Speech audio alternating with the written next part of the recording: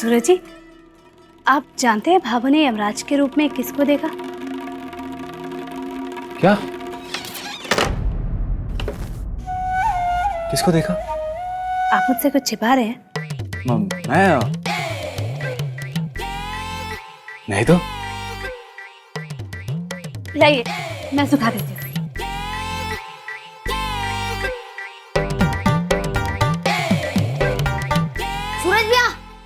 सूरज भैया रंगारंग कार्यक्रम में अपने नाटक को भी शामिल कर लिया। कैसा नाटक? आप लोग कोई नाटक कर रहे हैं? नहीं नहीं नहीं, कुछ नहीं, ऐसे ही बोल रहे हैं। छोटू तू जा, मैं तेरी भाभी सा को समझा दूंगा। अब बताइए ना सूरज जी, आप चुप क्यों हैं? नाटक और आप, मुझे तो कुछ समझ नहीं आ रहा कि आप ये सब क्या कर रहे हैं? नहीं नहीं संध्या जी, इसमें समझने वाली कोई बात नहीं है। वो दरअसल नीचे लोग हनुमान गली में कुछ रंगारंग कार्यक्रम हो रहा है, तो हमारे यहाँ से कुछ लोग नाटक करने जा रहे हैं, तो हमने सोचा कि क्यों ना हम भी एक नाटक करें। और वैसे संध्या जी, लोग तो असली जिंदगी भी नाटक की तरह जीते हैं, और हम तो लोगों के मनोरंजन के लिए मंच पे नाटक करने जा रहे हैं, इसलिए वो छोटू इसकी बात कर रहा था।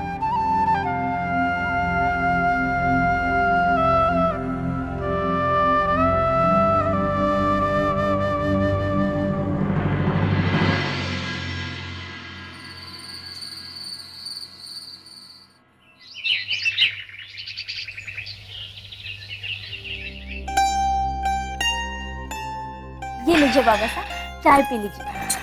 भगवान सुहाग भाग रखे, सुहाग भाग रखे। रोज चाय मने अमृत सी लगे है, पर आज नीम जैसी कड़वी लगे है। जब भी संतोष व्रत रखती है ना, तो कोई भी चीज हमारे हलक से नीचे ही नहीं उतरती। और क्या करूं, शरीर को आदत है ना, तो पीनी पड़ती है।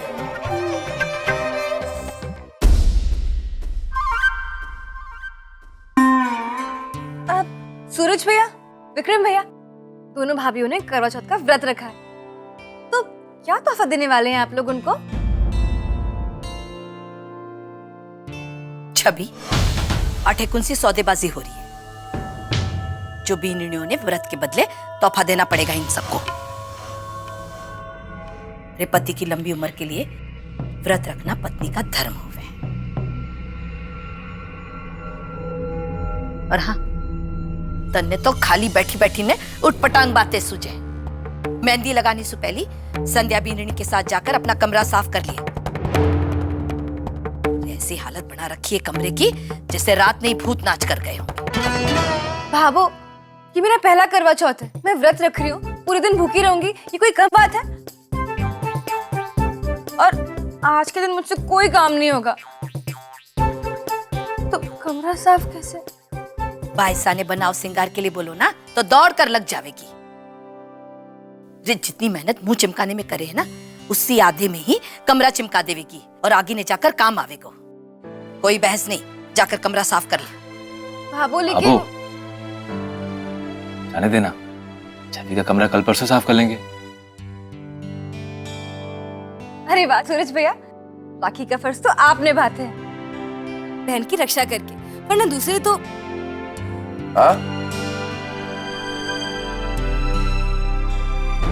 मीनूड़ी, आज तो ना खाना ना पीना, पता नहीं रात तक भूखी प्यासी कैसे रहेगी तू मीनूड़ी। आज तो अलमारी में छिपा कर रखे हुए काजू बादाम से ही गुजारा करना पड़ेगा तुझे। मीना बीननी, थारा चेहरा क्यों पीला पड़ गया है? वो पीली साड़ी पहनी है ना शायद। घबरा मत, थारे पेट में टाबर है, थारे से निर्जला व्रत ना करवाऊंगी। फल और सूखा मेवा खा सके तो भाभो, मैं साबूदाने की खिचड़ी और आलू जीरा गाजर का हलवा वो तो व्रत में खा ही सकूं ना? हाँ, सब बनाती होगी। लुगाई के पेट में टाबर हुए, उसे अगर कोई भूखा रखे ना, तो टाबर पर बुरा असर पड़े। आज भी खाने के बारे में ही बात कर रहे हैं।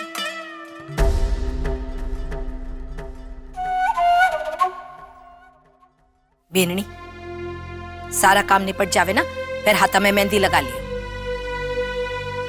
हाँ भाभू, मैं तो फटाफट से मार लूंगी, मारे को तो बहुत अच्छी आती है। मगर जिठानी जी। कोई बात को नहीं, पूरे हाथा में को नहीं मान सके ना तो कोई बात को नहीं। हथेली में सगुन का सिक्का मान लिए और अंगुलियां पर गोटे मान लिए, काफी।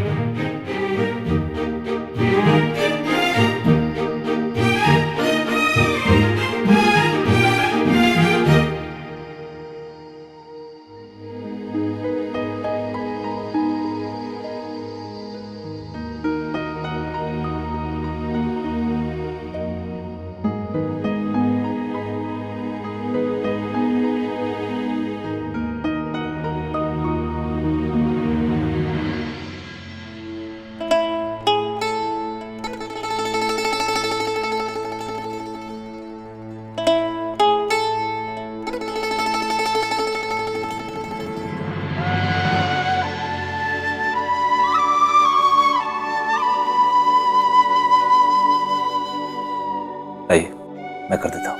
नहीं सूरज जी, मैं कर लूंगी, ठीक है। चलो ठीक है। अब ठीक है संध्या जी?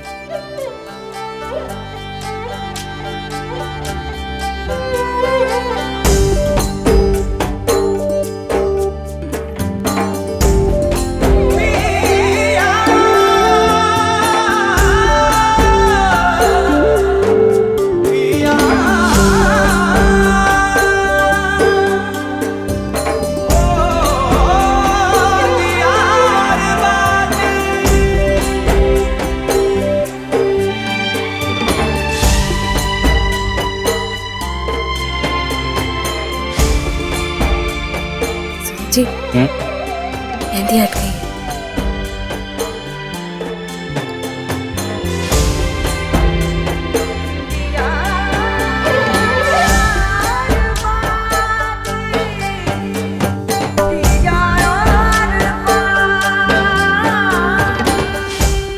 सूरज जी, आप कौन सा नाटक करने जा रहे हैं जिसके बारे में आपने मुझे भी नहीं बताया?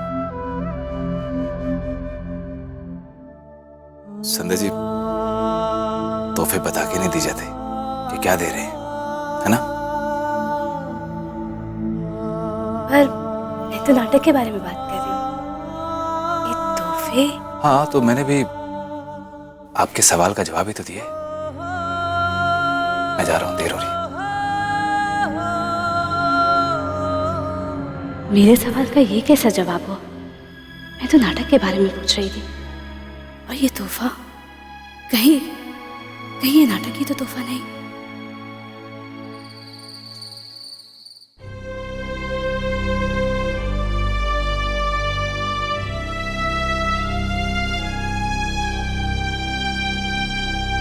बाबू क्या हुआ? किसको ढूंढ रही हैं आप? थारे बाबा साने सुबह से तो एक टांग पर नाच रहे थे कि करवा चौथ के कार्यक्रम में जाना है, सारा काम जल्दी से निपटा ले। अब जब जाने का समय हो गया है ना, खुद गायब हो गए। मने इनकी यही आदत पर बहुत रीस आती है, बोल कर नहीं चाहते। अरे भाभो, बाबा साहब की चिंता छोड़ दे, पान और प्रोग्राम दोनों चीजें कभी नहीं भूलते हो गया थारा, कुछ तो शर्म कर, चुप हो जा। रे बीननियो, रे बनाओ सिंगार पूरा हो गया हो तो अपने अपने कमरा में से निकलो।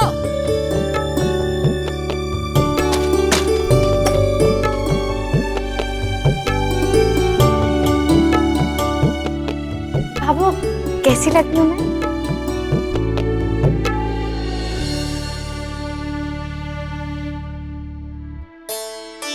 पद्मावती।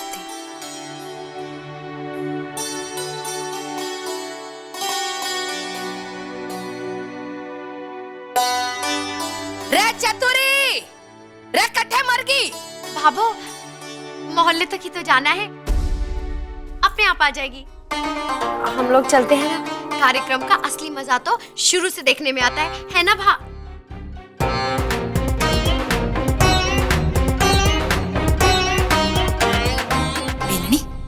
सूरज तो अपनी दुकान से आ जाएगा ना? तने तो बोल कर गया होगा।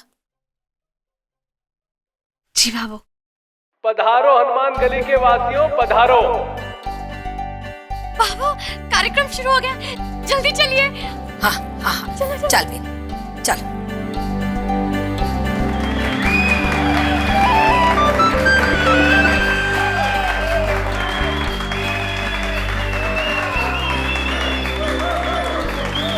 आपकी तालियों की गड़गड़ाहट बता रही है कि आप लोगों को यह कार्यक्रम बहुत पसंद आ रहा है। मनोरंजन से भरपूर रंगारंग शाम की आखिरी प्रस्तुति, एक नाटक, सत्यवान सावित्री की कथा।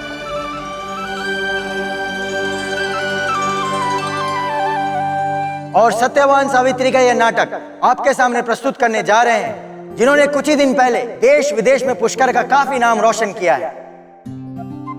क्या आप बता सकते हैं कौन है वो? बोलिए, क्या आप लोग बता सकते हैं?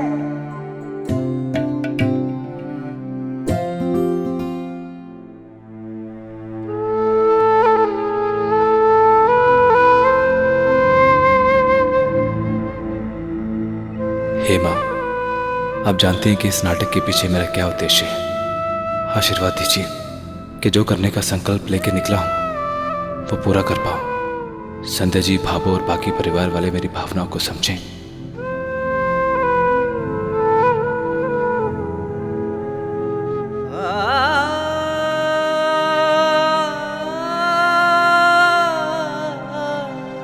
और वो है सूरज राठी और उनकी मंडली।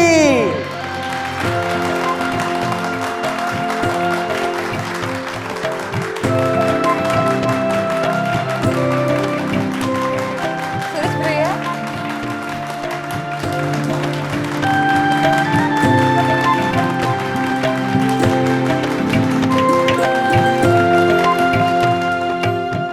क्या संतोड़ी, सूरज नाटक कर रहे हो?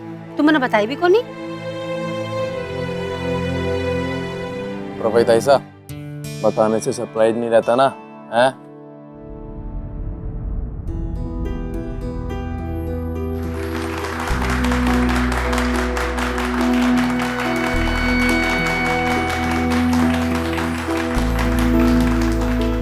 कर भैया,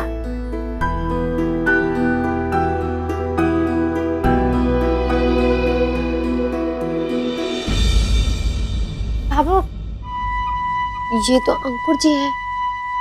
मतलब जेठ जी ने अपने ससुराल वालों को नाटक के बारे में बता दिया और आपको बताना जरूरी को नहीं समझा।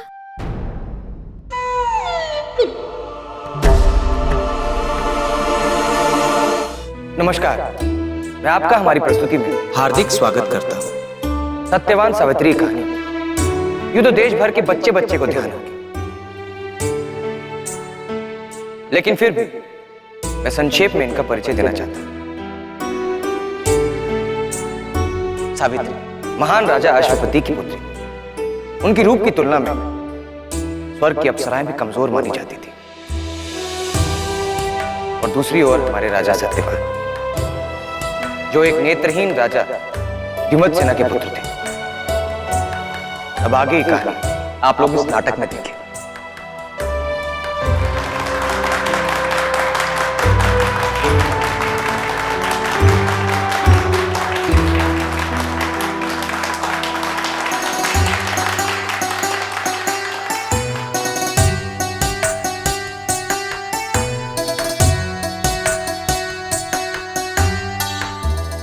सूरज भैया, राजा सत्यवान एक दिन वन में भ्रमण के लिए निकले और उसी वन में सावित्री भी अपनी सखियों के साथ थी।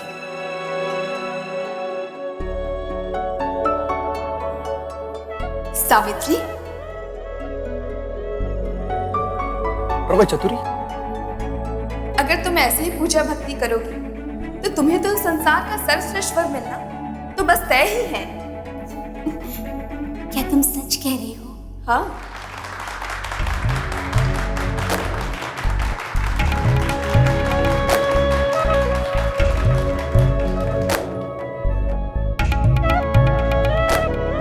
ऐसी भी कोई बात नहीं, हमको ये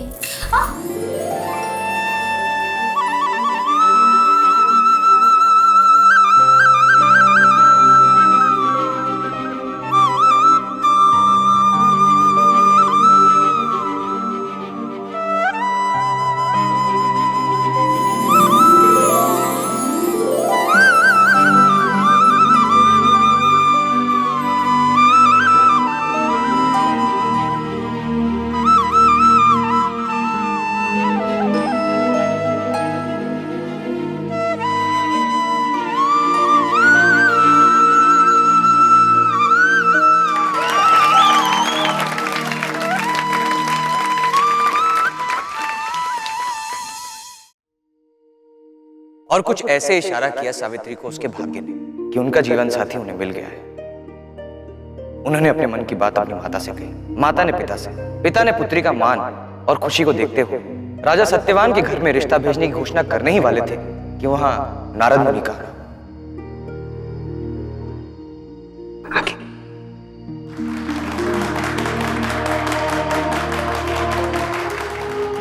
नारायण नारायण नारायण। हे राजन, ये आप क्या कर रहे हैं? सत्यवान से अपनी सुपुत्री का विवाह, उस सत्यवान से जिसकी जीवन रेखा इतनी छोटी है कि उसकी आयु का 1 वर्ष मात्र बचा है।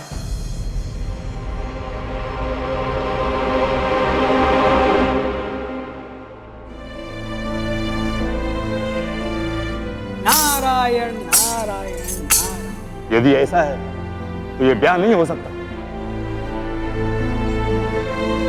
हाँ महाराज, आप बिल्कुल ठीक कह रहे हैं, ये विवाह नहीं हो सकता। जानबूझकर हम अपनी पुत्री को मौत के कुएं में नहीं डाल सकते।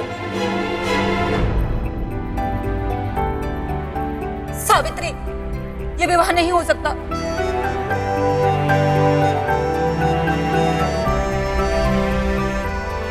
हे माताश्री, हे पिताश्री,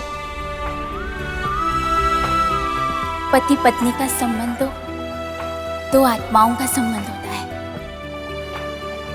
रिश्ते तो उसी पल जुड़ जाते हैं जिस वक्त हम हृदय से किसी को स्वीकार कर लेते हैं। और मैं सत्यवान को अपने वर के रूप में स्वीकार कर उनके हो चुकी हूँ।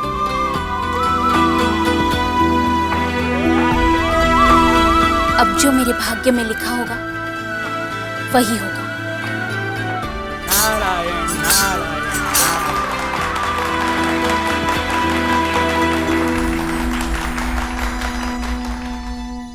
इसे कहते सच्ची औरत, ऐसी बन है? ए जी, मैं भी आपसे इतना ही प्रेम करूं।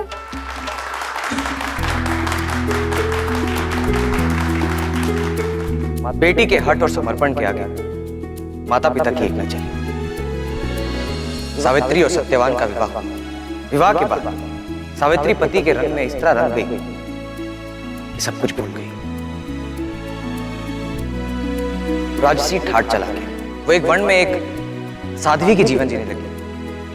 वो दोनों एक दूसरे के साथ रहते, सुबह शाम ईश्वर की पूजा करते। दोनों एक दूसरे के लिए दिया और बाती के समान थे। देखते ही देखते 1 वर्ष बीत गया और सत्यवान की जिंदगी में वो पल भी आ गया जिसकी नारद मुनि ने भविष्यवाणी की थी।